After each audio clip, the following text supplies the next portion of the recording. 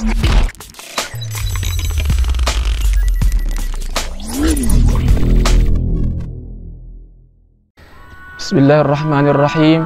Bismillahi wa bihamdih. Assalamualaikum warahmatullahi wabarakatuh.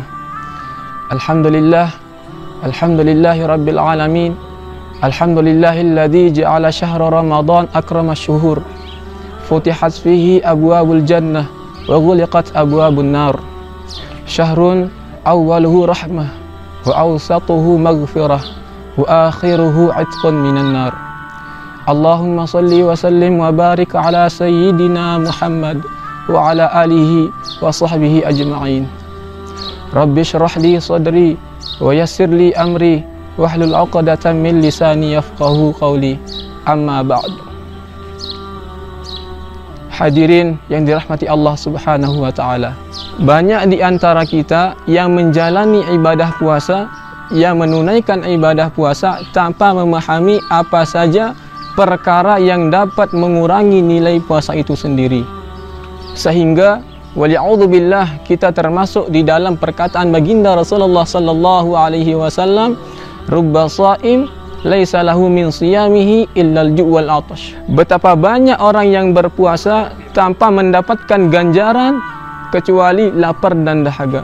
Maka pada kesempatan kali ini, pada kesempatan yang baik ini, kita akan membahas apa saja perkara-perkara yang dapat mengurangi nilai puasa. Hadirin yang dimuliakan Allah Subhanahu wa taala. Khamsun yufattirna as-shaim.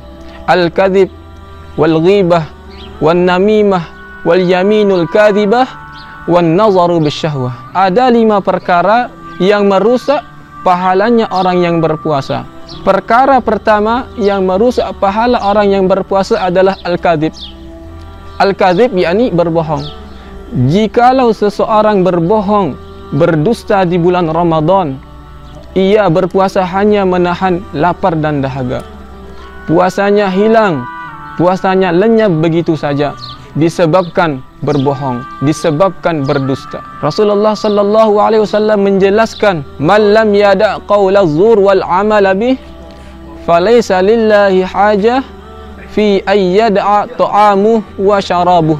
Barang siapa yang tidak meninggalkan ucapan bohong, perkataan bohong, maka Allah Subhanahu wa taala tidak peduli ia meninggalkan makan dan minumnya. Perkara kedua yang merusak, yang menggugurkan pahala orang yang berpuasa adalah al-ghibah. Al-ghibah yakni membicarakan aib-aib orang lain, membicarakan kejelekan-kejelekan orang lain. Rasulullah sallallahu alaihi wasallam bersabda, "Ghibatul muslim asyaddu min sittina zaniyah." Menggibah, membicarakan kejelekan-kejelekan orang muslim, asyaddu min sittina zaniyah. Itu lebih kejam daripada 60 berzina. Yang menggibah dan yang mendengarkan gibah itu sama saja. Maka hendaklah kita menjauhkan diri dari hal tersebut. Jangan sampai kita menjadi terlibat dalam hal seperti itu, apalagi di bulan suci Ramadan. Fa idza ghitaba kharaqa shaumuh. Jikalau ia bergibah, jikalau ia membicarakan kejelekan-kejelekan orang, maka ia telah merusak pahala puasanya. Diceritakan di zaman baginda Rasulullah sallallahu alaihi wasallam pernah ada 3 orang perempuan yang sedang berpuasa. Datang ke hadapan Rasulullah sallallahu alaihi wasallam sambil berkata, perut mereka terasa sakit, perut mereka tidak enak, serasa mau muntah-muntah. Lalu Rasulullah sallallahu alaihi wasallam menyuruh mereka untuk muntah.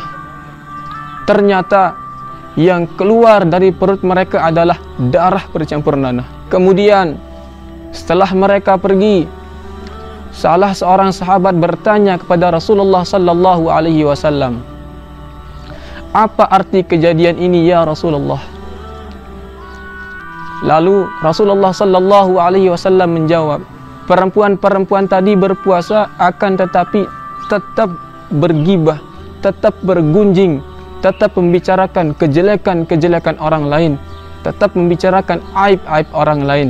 Artinya bergunjing, bergibah, membicarakan aib orang lain, kejelekan orang lain bagi orang yang sedang melaksanakan ibadah puasa, itu sama seperti memakan darah dan nanah. Na'udzubillahi tsumma na'udzubillahi min dzalik. Lalu perkara ketiga yang merusak pahala puasa adalah an-namimah, adu domba. Alhamdulillah, mungkin kita sudah faham, kita sudah tahu apa itu adu domba. Apakah adu domba hanya sekedar dengan mulut? Apakah adu domba hanya sekedar dengan lisan? Apakah adu domba hanya sekedar dengan lidah? Sungguh tidak, ikhwani. Sungguh tidak. Para salafun as-salih, ulama-ulama terdahulu mengatakan lisan itu ada dua. Yang pertama adalah lisan yang kita gunakan untuk berucap, yang kita gunakan untuk berbicara. Dan yang kedua adalah pena atau jari jemari. Sebagaimana yang kita tahu, di zaman ini, di akhir zaman ini, dengan teknologi yang semakin berkembang, yang semakin maju, banyak orang yang saling mengadu domba dengan menulis, dengan mengetik sesuatu yang menyebabkan permusuhan, perselisihan, perkelahian antara satu dengan yang lainnya. Mereka berselisih, mereka berkelahi hanya karena sesuatu yang ditulis oleh tangan-tangan yang tidak bertanggung jawab, oleh jari-jari yang tidak bermanfaat. Sekecil apapun, sedikit apapun tulisan ketikan itu, adu domba tetaplah adu domba. Lalu perkara keempat yang merusak pahala puasa adalah al-yaminul kadzibah, sumpah palsu. Mereka menyatakan sumpah, mengatakan sumpah yang hanya menguntungkan diri mereka sendiri, mengucapkan sumpah hanya untuk kepentingan mereka sendiri.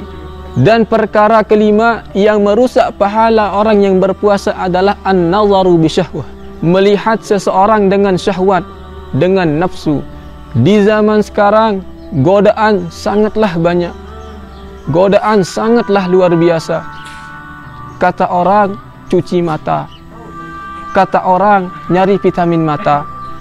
Lalu yang dilihat, na'udzubillahi tsumma na'udzubillah, kalau ingin mencari hal-hal yang dilarang agama, hal-hal yang dilarang Allah Subhanahu wa ta'ala, hal-hal yang dimurkai Allah Subhanahu wa ta'ala, hal-hal yang membuat dosa mata, luar biasa banyaknya, luar biasa mudahnya.